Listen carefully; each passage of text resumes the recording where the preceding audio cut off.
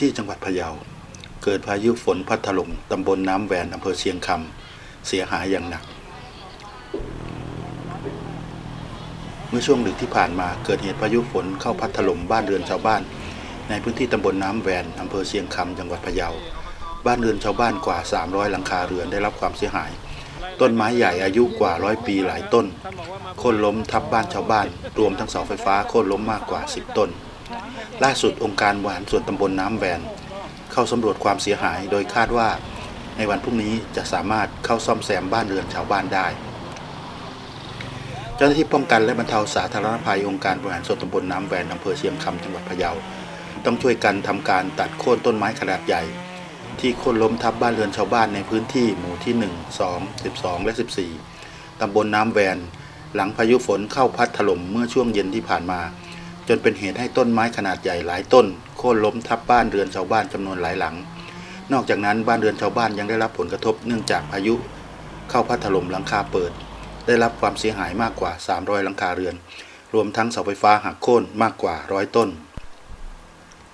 โดยนายคมกฤษระยะแก้วนายกองค์การบริหารส่วนตำบลน้ำแวนระบุว่าพายุดังกล่าวนั้นได้เข้าพัดถล่มบ้านเรือนชาวบ้านในพื้นที่4 หมู่บ้านและมีความรุนแรงอย่างที่ไม่เคยเกิดขึ้นมาก่อนซึ่งคาดว่าจะได้รับความเสียหายมากกว่า300 ถึง 400หลังคาเรือนซึ่งขณะนี้ได้ให้ทางเจ้าหน้าที่เข้าทำการสำรวจเพื่อให้การช่วยเหลือซึ่งในเบื้องต้นได้ดำเนินการตัดต้นไม้กิ่งไม้ที่โค่นล้มทับรวมทั้งกีดขวางถนนซึ่งคาดว่าภายในวันพรุ่งนี้จะสามารถเข้าช่วยเหลือซ่อมแซมบ้านเรือนของชาวบ้านได้สำหรับพายุฝนที่เกิดขึ้นในครั้งนี้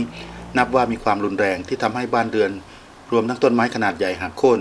สร้างความเสียหายกับชาวบ้านในเขตพื้นที่ตำบลน้ำแวนอย่างหนัก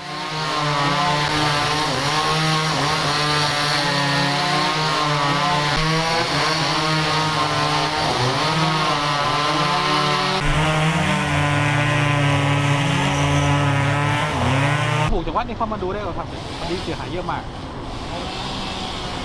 ผูกจากวัดนี่เข้ามาดูได้หรอครับวันนี้เสียหายเยอะมาก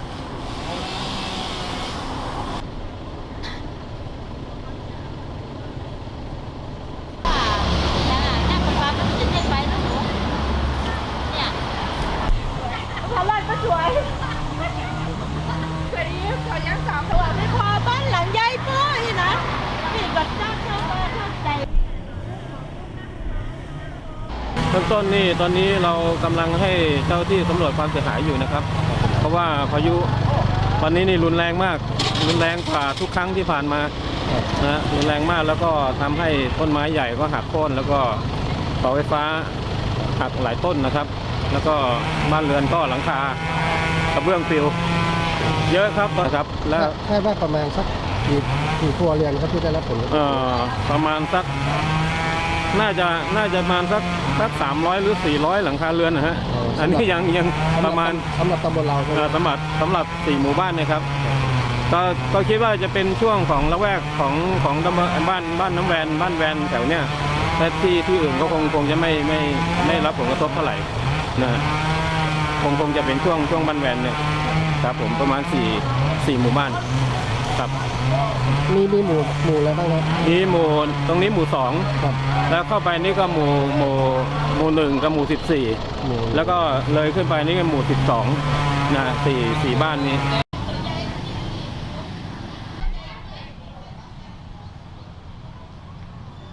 ทีมข่าว AACC TV Channel รายงาน